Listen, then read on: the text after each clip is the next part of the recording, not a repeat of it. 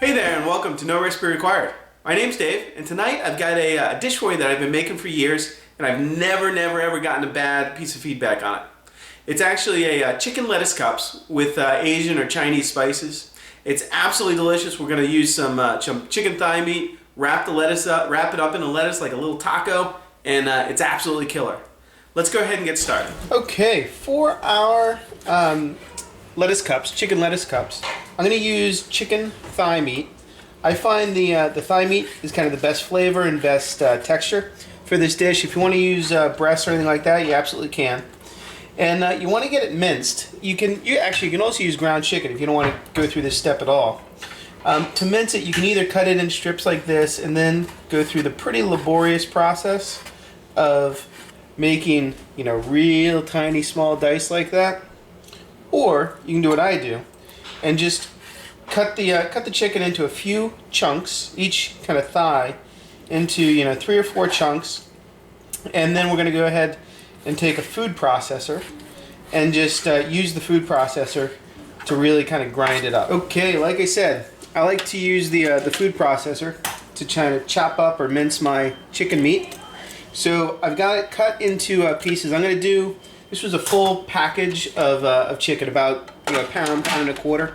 I'm going to break it up and do it in 2 batches. You just get everything loaded in there, nothing else, and then just pulse a few times. And those blades are going to kind of chop up the chicken, obviously, into nice small pieces. You probably only need 5 or 6 pulses in there. This looks good. If it looks a little stringy, that's fine. You definitely don't want to go more than 5 or 6, or then you can end up with chicken mousse, which is not what we want. I'm going to empty this out into a bowl, put it in the fridge because I like to do this dish with actually cold chicken, and do the rest of my batches. Let's go ahead and start making our lettuce cups. I've got a pan on the flame. I want to get it super hot, and I've got my chicken here that I just added a little bit of oil to, salt and pepper. This has been in the fridge. I'm going to lay that chicken out and try and spread it out as much as possible in one layer, because I want that chicken to sear on the one side and kind of get nice and crispy on that one side, if I can. And it's going to help do that the more I can spread it out. I'm just going to let this go for about 30 seconds. Chicken is super small, right?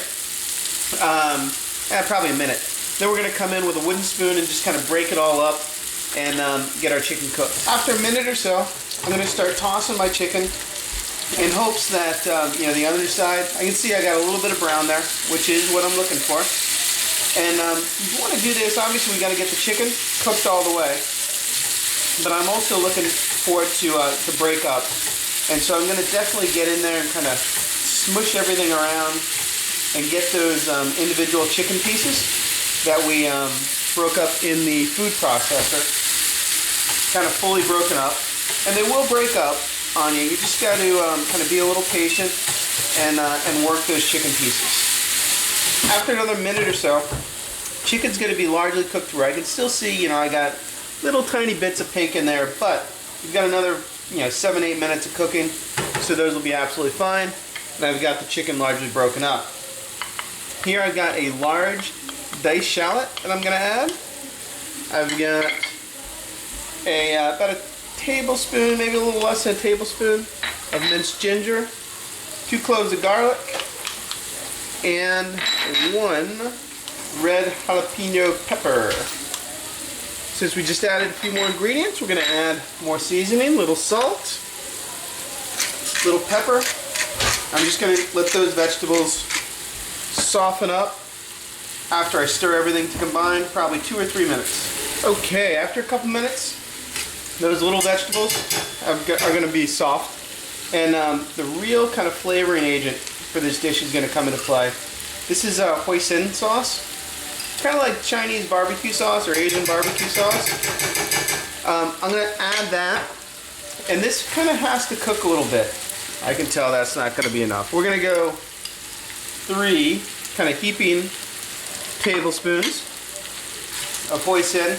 And like I said, it needs to kind of cook a little bit. It's got, I think anyway, it got a little bit of a raw flavor to it until it cooks out. So we're going to mix that in and just let it cook for about 2 minutes.